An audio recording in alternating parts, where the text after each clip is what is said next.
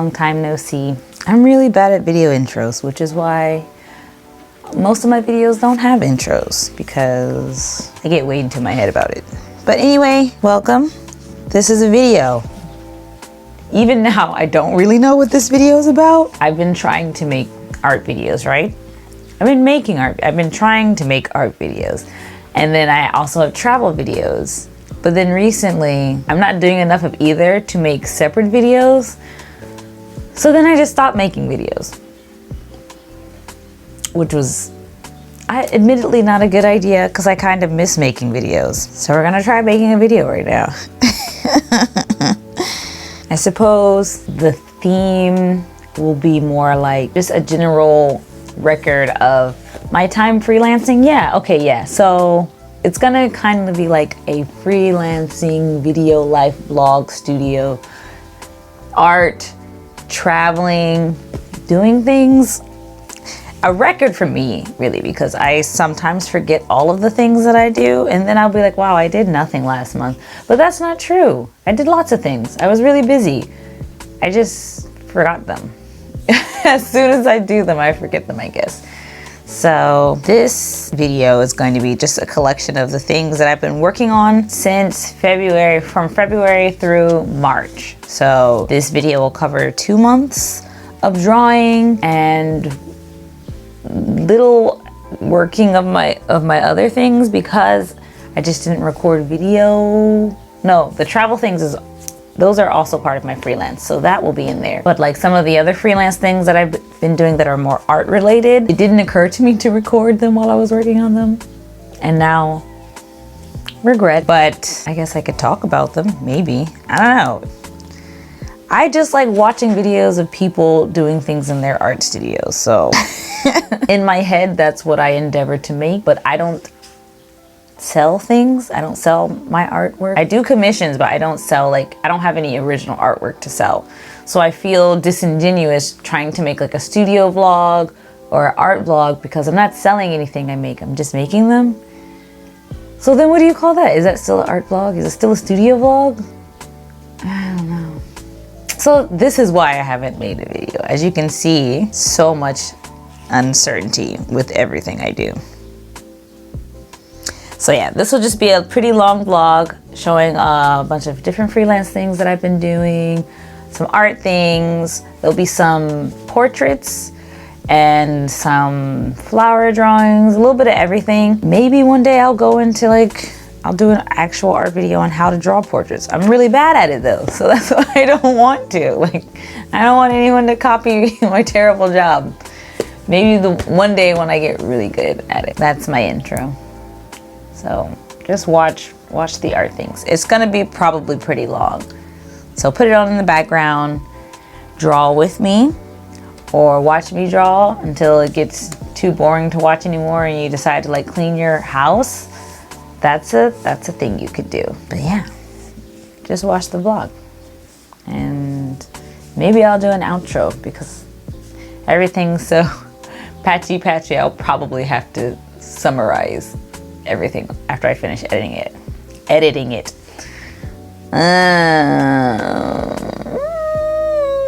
Anyway, go watch. Let's watch. Let's go.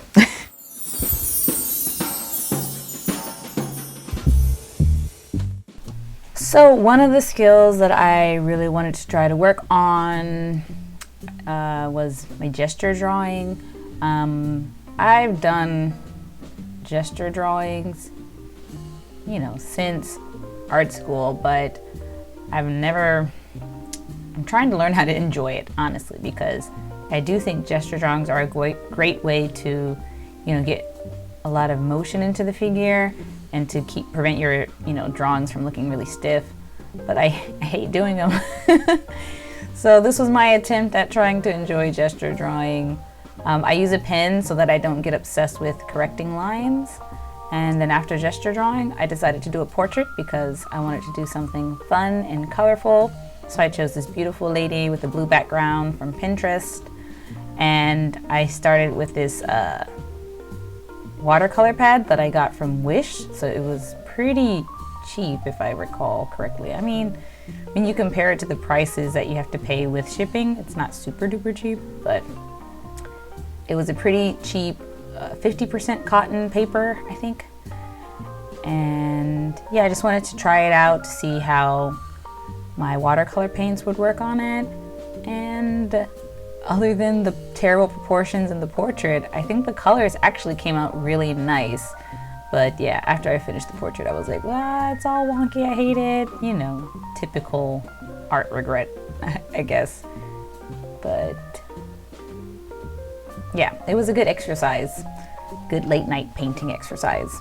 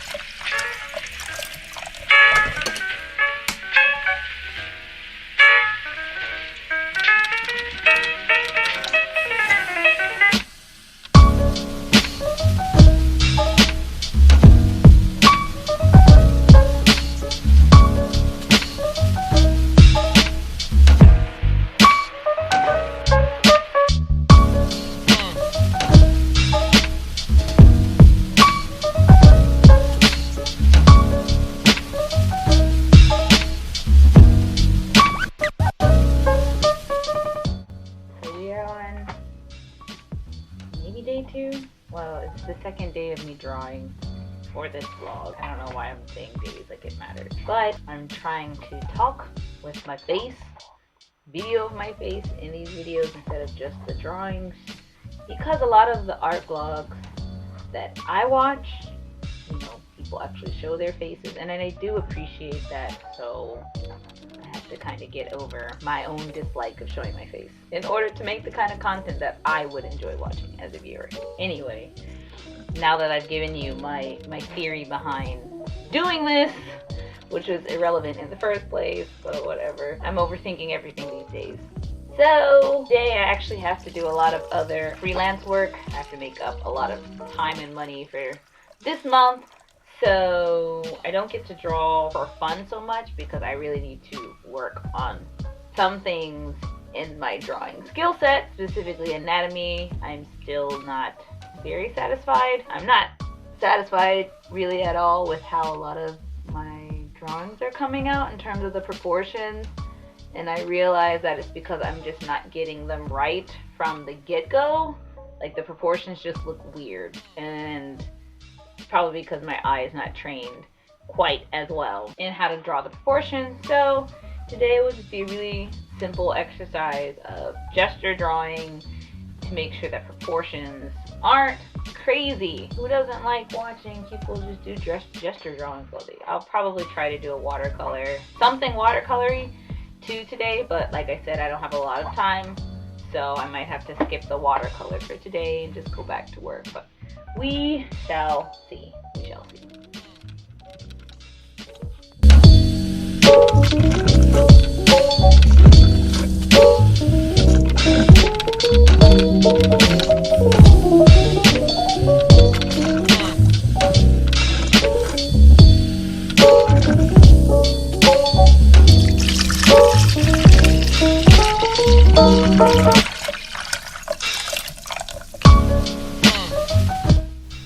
So these kind of figure drawings aren't really gestury, but I tried to keep the lines simple and kind of do long strokes. I try to stay away from the short strokes because it can kind of make the drawing messy.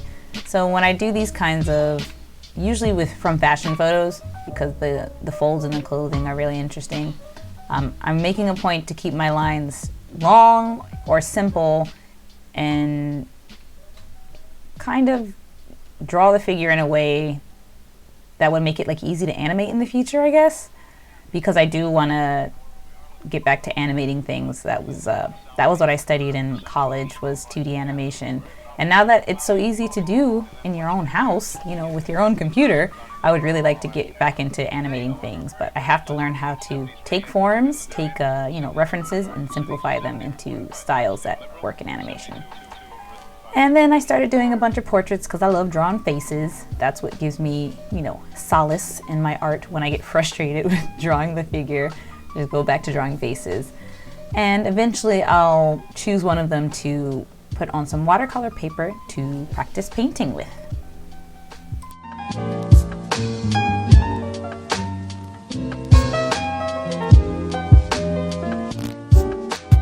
And in the Ponca City Blackwell area, 68 degrees today.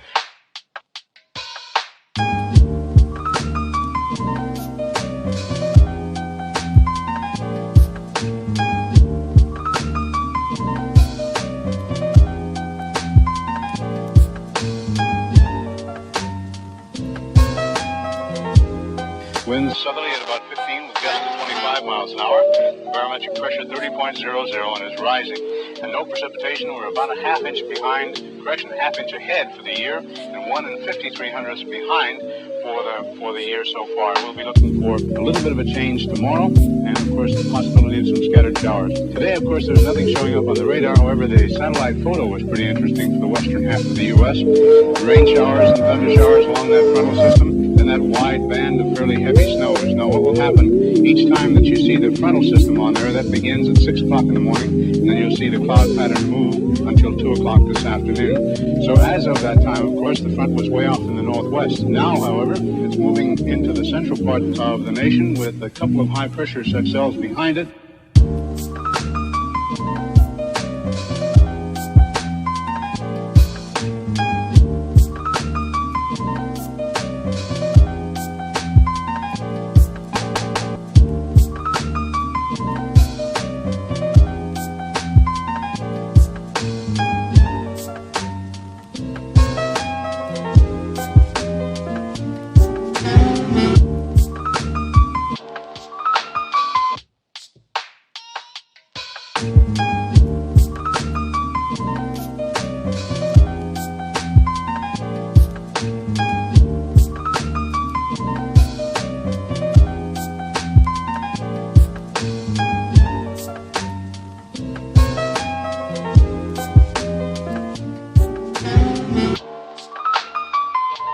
Behind it, and a few pockets of low pressure, and a fairly heavy band of rain showers and snow all the way from the eastern portions of Montana down to western sections of Nevada. And of course the massive high picking up warm moist air from the south, bringing it northward.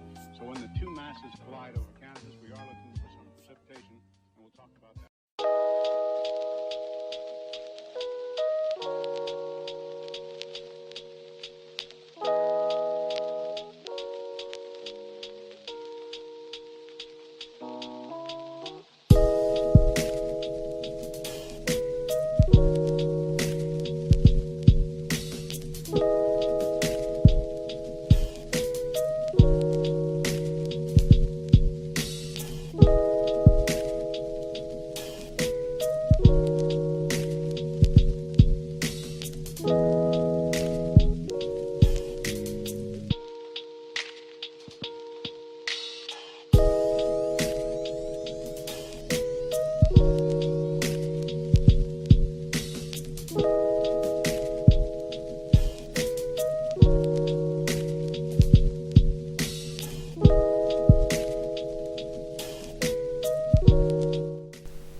I don't quite remember if I did this portrait the same night as the previous one. I think I might have, because I saw a picture and I really liked the way the colors were. When I do these watercolor portraits, I'm really trying to find really attractive ways to paint brown skin, because when I see a lot of watercolor portraits of brown people, either the brown colors are very, lightly applied so that it's still mostly like white paper showing through, which I get because that's just the nature of the medium. Watercolor is really translucent, so people really want to take advantage of the translucency and kind of leave, a lot of the white paper coming through. But I think it does a bit of a, it doesn't help with brown skin to show so much white coming through, because our undertones aren't necessarily white. Like we'll have red undertones or golden, olive. There are so many different kinds of undertones that are, exist on the skin. I'm really trying to find ways to take those undertones, paint them first, and then figure out ways to layer, different shades of yellow and red to make these different kinds of browns. I do have a burnt sienna in my palette, but I think I only really use the burnt sienna when I'm trying to add shadows. I usually will not make a brown color just straight from burnt sienna. I'll use a combination of red, some kind of yellow, or I forget the name of it, but one of the like more dulled yellow colors, and then a little bit of green or blue. I'm trying to like mix the skin color from the paints instead of just using brown, because brown is just kind of flat, and when you mix a brown from other colors, it's cool looking.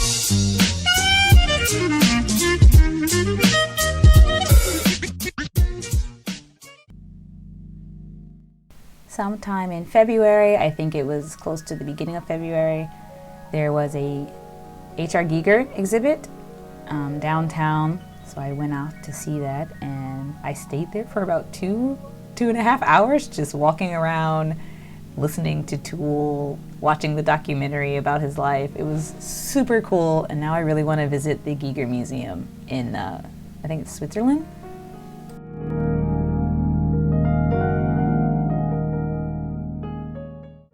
So here are all the paint markers that I have.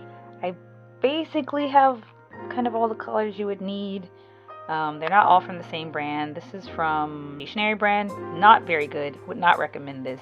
If you're going to get paint markers in Japan, Posca is probably Posca. Maybe it's called Posca. Posta Kara marker. Yeah, so it's Posca. Yeah, Posca is going to be your best bet, I think, in terms of quality. Also, I didn't have any like good paper for the paint markers, so I went to the dollar store to try and find some cardstock. Apparently cardstock is not a word that is used here in Japan, so I got these two kinds of paper. This is called Kint paper. You can see English is up there, and it says it's for paper crafts, manga, illustration, and drafting. I hope it works. It's not quite the weight that I need, I think, for cardstock. I think cardstock is in the 250 grams per meter squared. I think, maybe. So it might not quite be thick enough, but we're gonna try. I also got just some regular drawing paper, but I don't think that's gonna work. So I might just use this for like color pencil stuff, maybe for the sketches before I go to this cardstock. So let's open it up and give it a try. Also, I got this lamination film, so I'm gonna try to like, I don't know what I'm thinking. I'm gonna like draw it and then laminate it, and then I don't know, make a keychain. I don't know. I just bought it because I wanted to try it out. It was only $1. So you don't need a laminator. You can just, it makes it look like you laminated it with your hands. That's cool. So let's Let's do some things.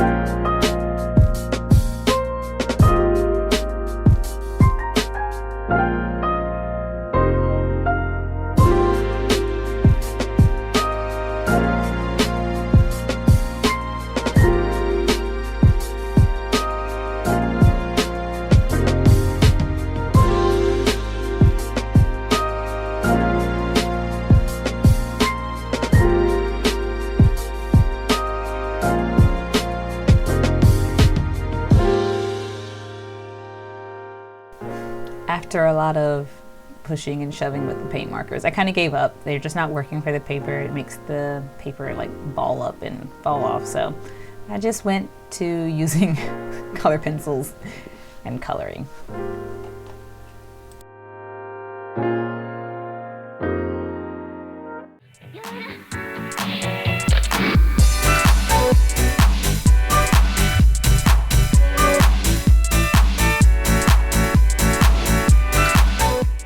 So this is a relatively new hobby for me. I did roller skate back in the States, but my friend convinced me to get some skates here in Japan so that we could skate together. And from January, I started doing the Skate Every Day challenge, and I've really been enjoying it. Like whenever I feel sad about my artwork or frustrated about other things, I can just go somewhere and skate and instantly feel better, and it's kind of amazing. And you should definitely try it if you're interested.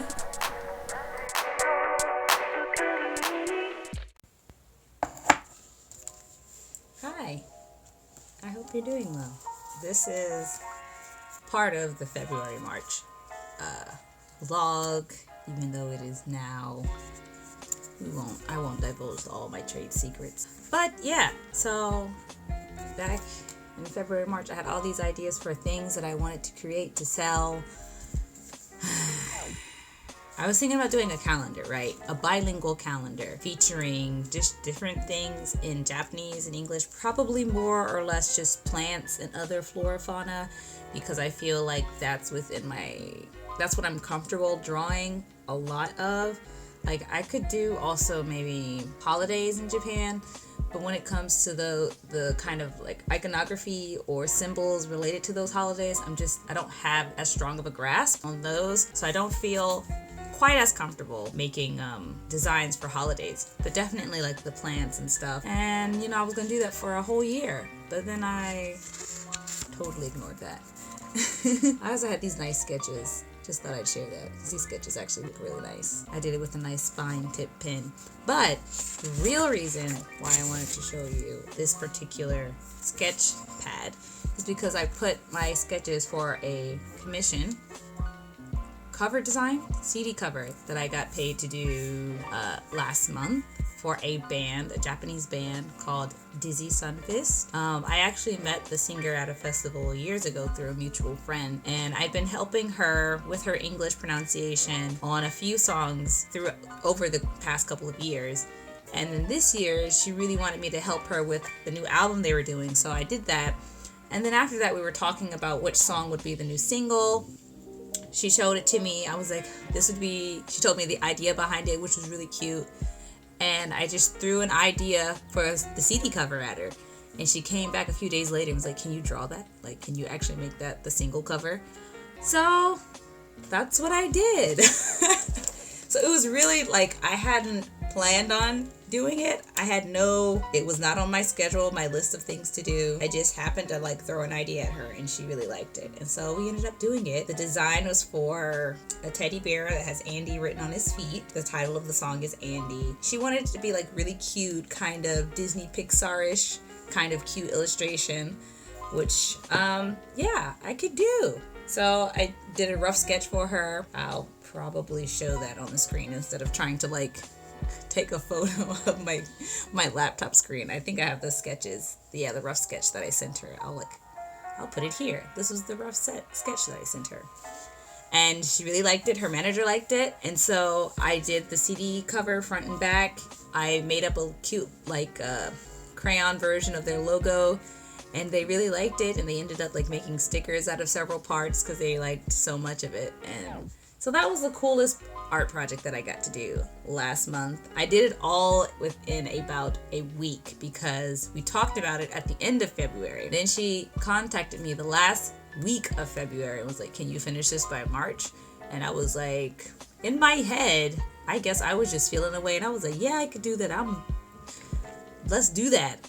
And I did it. So I guess when you put your mind to things, you can do them. This is the moral of the story. So yeah, that was my big art project for this month. And I like to think that it helped give me a bit more confidence in my art. But here we are, feeling the same lack of confidence that we've always felt. So hopefully it'll build. This confidence will build over time, so I can eventually start selling my own original artwork. That'd probably be pretty cool. I don't know. I still don't know. Still thinking about it.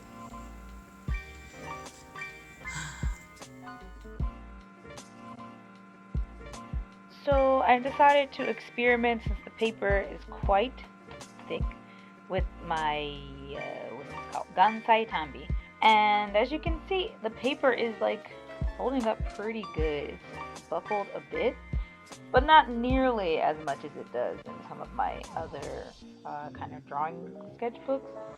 So I've been just experimenting on how to draw the cherry blossoms without an outline. I think I drew some with an outline here. Both of them are pretty cool. Kind of like how organic everything looks. But the question is, can I do this with paint markers and gouache? Like, this is a very flowy, watercolory look.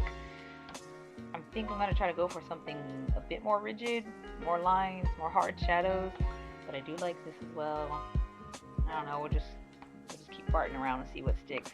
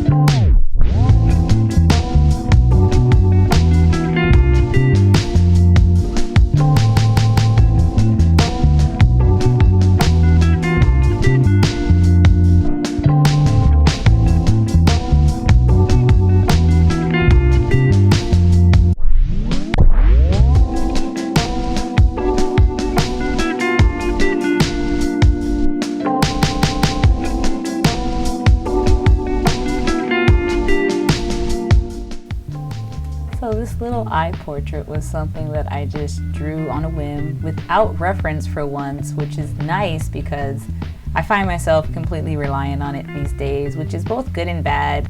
I think I just have to build up my, mental vocabulary of body parts and, things that I want to draw. But this came really naturally. I just had it in my head and I was like, oh, that'd be cool to draw. And I drew it and it more or less came out the exact way that I want it.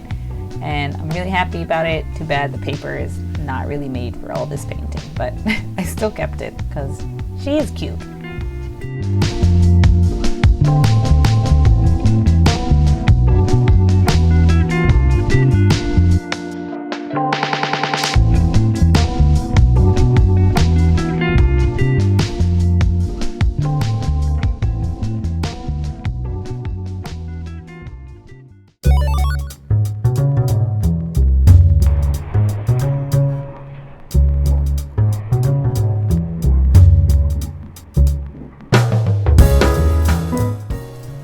Towards the end of the month, I got a message from my other part-time job, which is sightseeing area research, and we had to go check out this fishing and strawberry picking activity in Wakayama, and we had to give our feedback about how interested non-Japanese tourists would be in participating in these kinds of events. This kind of work, I only, especially in the last few months, I've only gotten like once a month. Last year I had like two or three trips a month to do this kind of work. But recently it's kind of decreased, probably because, you know, tourists are not coming back anytime soon. So a lot of companies just don't want to put out the money for any kind of tourism research. But I'm really glad that I got to go and check out this little like fishing wharf in Wakayama. I don't think a lot of tourists would actually be interested in going because it's quite far from the cities that tourists tend to gravitate towards. Like, it took us an hour and a half to get out here, and there are almost no buses, so you either have to take a taxi or you have to walk 20 minutes to get there. It's not ideal, but it is very peaceful. There's not as many people as you get like in major cities, so if you really want like a quiet experience in Japan, I definitely recommend these kind of off the beaten track areas. But if you're kind of short on time, it's a little difficult.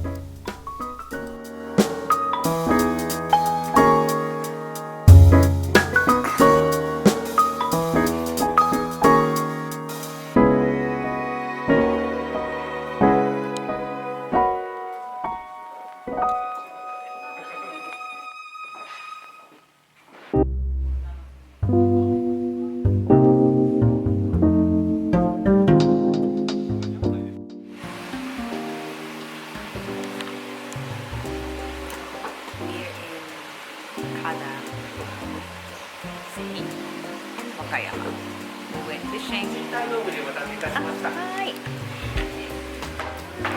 深海丼半分くらい食べましたらこちらの方中にお入れください。はい。はい。As always, every time I try to talk. But now we're gonna eat lunch, and then we're gonna go strawberry picking.